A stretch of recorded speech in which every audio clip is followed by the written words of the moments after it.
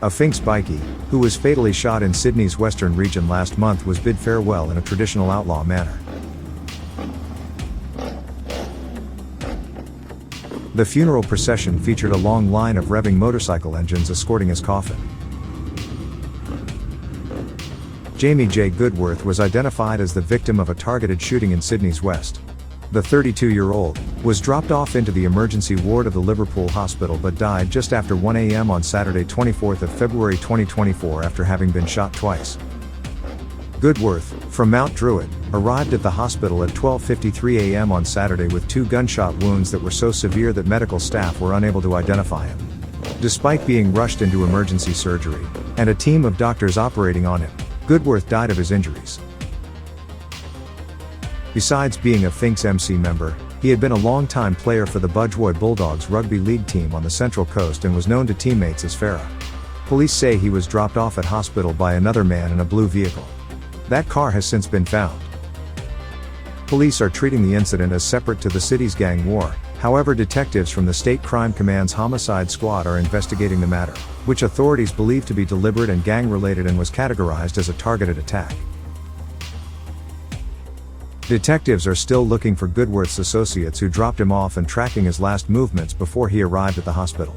The death follows a previous unrelated shooting incident in Liverpool the week before, where a 49-year-old man was arrested for shooting in the area and charged with possession of a firearm with intent to endanger life, possession of a firearm with intent to cause fear of violence, and attempted robbery. The funeral for Goodworth took place at the West Chapel of Pinegrove Memorial Park, on Kington Street on Friday the 8th of February. The somber ceremony was attended by close friends, family, and members of the Finks Bikie Club who gathered to honor and pay respect to the life of their fallen mate. This procession ended at the nearby Lawn Cemetery, where the bikie was laid to rest. Besides Finks bikies, friends, family and teammates from the Central Coast Rugby League team also gathered at the service. Some Finks bikies were seen covered in tattoos and had trendy bikie haircuts. Others wore their traditional white and black Finks colors, with bikie vests and leather cuts and Finks t-shirts. The diverse gathering reflected a unique blend of camaraderie and solidarity. The black coffin bore the inscription Finks Forever at the top, his name Jamie across the bottom, and in the middle, the Finks 1%er logo with the acronym Finks Forever, Forever Finks. On the side, his nickname Bullet was featured, along with the words Ruthless as fuck. Following the service, the coffin was placed onto the sidecar of a motorcycle and driven away from the chapel. Mourners formed a guard of honor, with a procession of motorbikes trailing behind. As the casket was lowered into the ground, red roses, a toy gun, and the blue playing shirt of his Budgewoi Bulldogs team were laid on top. Goodworth's death led to police launching a major investigation, with a key focus being on finding the links between a blue vehicle that was seized at Liverpool Hospital on the night of his death.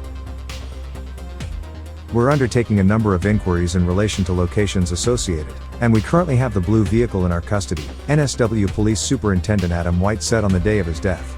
It is believed at least one other man drove Goodworth to the hospital, before fleeing the scene. Investigations are ongoing. 12:53 this morning, a male was taken to the Liverpool Hospital Emergency Department, where he was assisted in from a blue vehicle, and that male had suffered 2 gunshot wounds. That male was resuscitated at the hospital and placed into emergency surgery, but unfortunately, despite the best efforts of medical staff, he passed away from his injuries. What I can outline is he was a 32-year-old male from the Mount Druitt area, and at this stage we are investigating with State Crime Command, who are assisting us.